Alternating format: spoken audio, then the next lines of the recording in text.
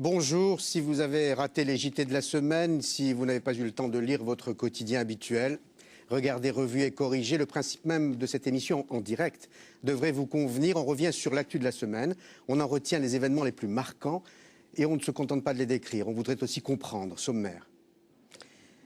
Lecture édifiante, celle d'Autoplus, numéro 1072, 24 mars 2009, page 2, un titre choc en guise de scoop, quota de PV, l'intolérable pression. Qu'est-ce qui se passe, Baya ?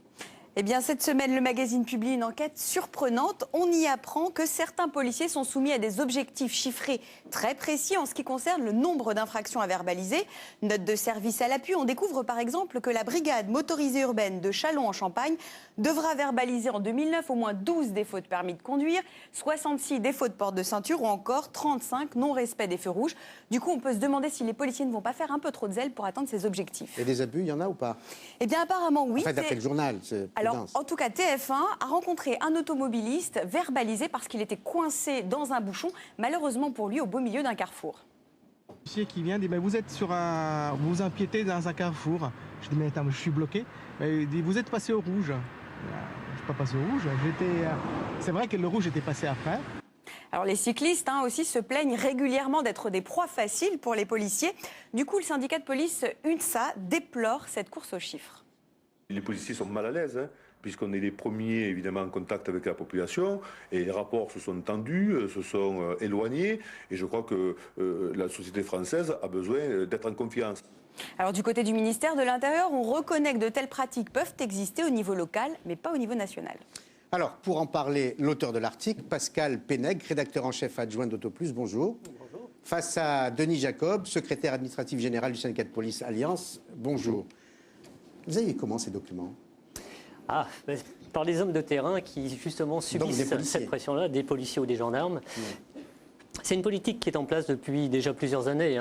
C'est Nicolas Sarkozy, à l'époque ministre de l'Intérieur, qui a mis ça en place, mais on ne le sentait pas trop. Ça n'est que depuis 2-3 ans que les gens commencent à se plaindre particulièrement de ce qu'ils subissent, s'estimant verbalisés à tort. Bon, faut bien reconnaître que des gens s'estiment verbalisés alors qu'ils étaient peut-être pas forcément si bien que ça dans leurs droits. Mais le fait est que également, et ça c'est beaucoup plus troublant, des personnes des forces de l'ordre ont commencé à dire que cette pression commençait à aller trop loin et que s'ils ne voulaient pas eux-mêmes en subir les conséquences, ils étaient obligés parfois de verbaliser à tort. C'est là où ça devient grave. D'après ce que vous en savez, cette pression, est-ce qu'elle est destinée à promouvoir le parcours de tel ou tel policier ou gendarme, ou est-ce qu'elle est destinée vraiment, but ultime, à remplir le tiroir caisse de l'État ? C'est évidemment le constat qu'on fait, bien qu'eux disent qu'avant tout, la première des choses qui les motive, c'est avant tout de ne pas être mal noté, parce que qui dit mauvaise notation dit qu'il n'y a aucune mutation possible. Alors pour tous les personnels qui sont souvent en Île-de-France, c'est la motivation première, c'est essayer d'entrer chez eux le plus vite possible. Qui dit mauvaise notation dira simplement pas de possibilité d'accéder à des stages ou des choses comme ça. C'est vraiment tout un ensemble de choses qui fait que si un membre des forces de l'ordre est mal noté, il en subit vraiment les conséquences. Alors, Denis Jacob, vous souriez.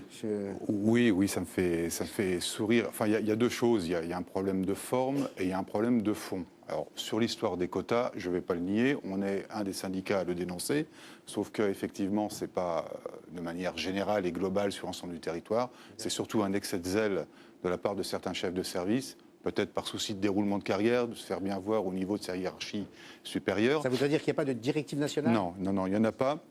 Il y a des quotas effectivement qui sont demandés dans certaines circonscriptions de police, notamment à Châlons-en-Champagne. Mais ce que je voudrais dire à M. Pénègre, je ne remets pas du tout en cause ce qu'il a pu faire.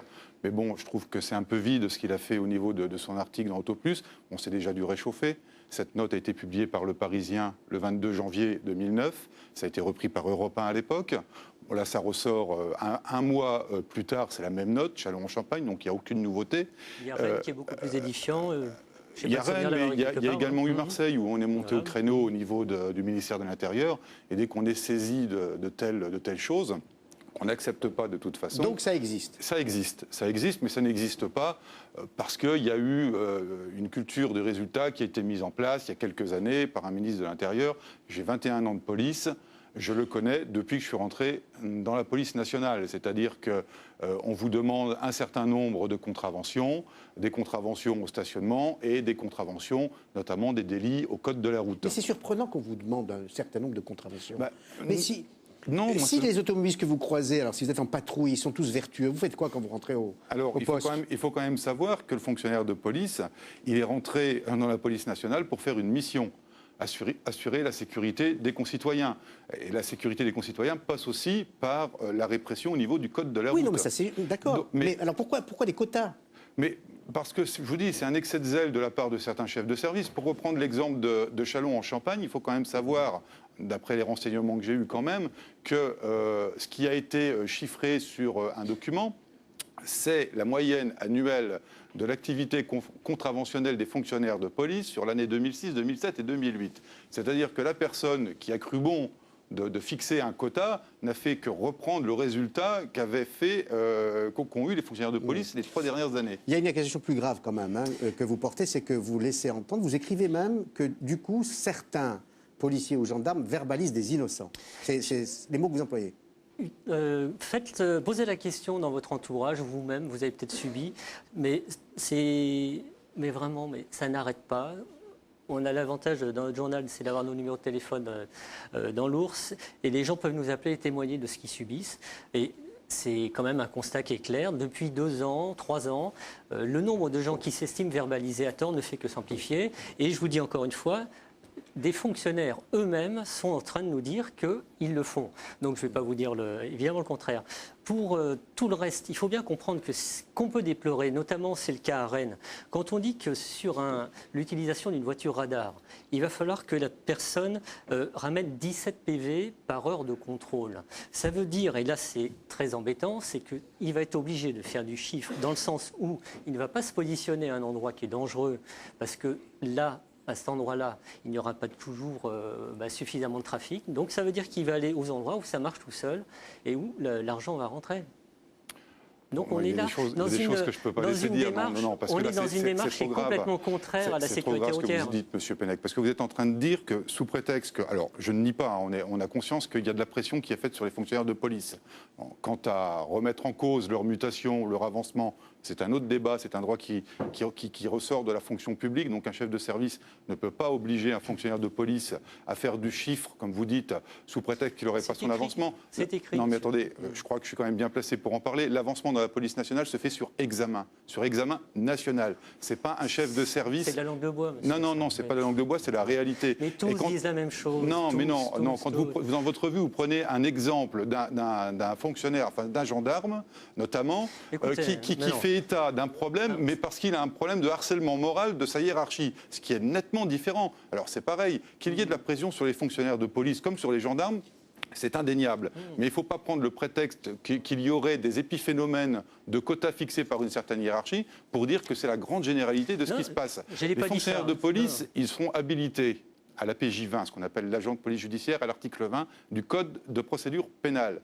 Et il est bien marqué, noir sur blanc, et ce n'est pas une question de quota, que sa mission, c'est de constater des infractions, de la criminalité, de la délinquance par procès verbal. Donc de toute façon, la mission du fonctionnaire de police, comme du gendarme, c'est de toute façon d'avoir un résultat au niveau de la répression pour assurer la sécurité de nos concitoyens. Vous avez le droit de répondre, hein ? Je peux couper, monsieur. Ce qui me frappe dans votre discours, c'est que le syndicat Alliance est réputé pour être proche du pouvoir. Oui. Vos confrères de UNSA Police et de SGPFO disent exactement des choses différentes, en disant que oui, il y a des pressions qui sont insupportables, oui ils sont obligés de verbaliser, beaucoup plus que de raison, et c'est là où on ne pourra pas s'entendre. Il y a de la pression, bien évidemment qu'il y a de la pression. Le métier de policier, c'est un métier dangereux, qui est pénible. Il y a des conditions de travail difficiles. Qu'il y ait des quotas de contrôle, on serait bien d'accord. Il faut que la police soit sur le terrain pour faire son métier de prévention de la sécurité. Mais à partir du moment où il y a des chiffres qui disent qu'il faut verbaliser, on est dans un système qui est dévoyé. Je ne peux pas vous laisser dire dans votre journal notamment que les policiers feraient des actes illégaux de fausses contraventions et sanctionneraient des innocents. Mais c'est ce qu'ils disent eux-mêmes. Le fonctionnaire de police en France, c'est le plus contrôlé en Europe. Il y a la CNDS qui contrôle. Il y a le code des déontologies déontologie, l'article 17, qui dit notamment la déontologie est que bafouée, si un fonctionnaire de police reçoit un ordre fondamentalement illégal, il est en droit de le refuser. Donc je ne peux pas vous laisser dire qu'aujourd'hui, les policiers font des actes illégaux. On a l'impression, dans votre article, que les policiers sont des décérébrés et qu'ils seraient soumis, si justement à une pression eux-mêmes expriment un ras-le-bol. Ils seraient tenus de faire du PD. Mais non, ils expriment un ras-le-bol. Ça veut dire qu'au contraire, parce que son chef de service aurait droit de vie ou de mort sur lui. Ils réagissent comme réagissent les gens qu'on a par-dessus la tête également. Il faut bien comprendre. Juste un petit mot. Le trafic baisse, les gens roulent moins et les quotas de PV sont rehaussés. Donc ça veut dire que la pression va être encore plus infernale. Merci, messieurs, pour cet échange que je n'ai pas voulu du tout interrompre, mais c'est formidable, finalement, une émission en direct. C'est qu'un citoyen français peut dire à un policier c'est la langue de bois sans qu'il y ait outrage. Donc revenez plus souvent. Merci beaucoup. On aura entendu depuis le début de l'émission des hommes politiques, des chefs d'entreprise, un syndicaliste, un sociologue, un policier, un journaliste. On va conclure avec une allergologue qu'on écoutera avec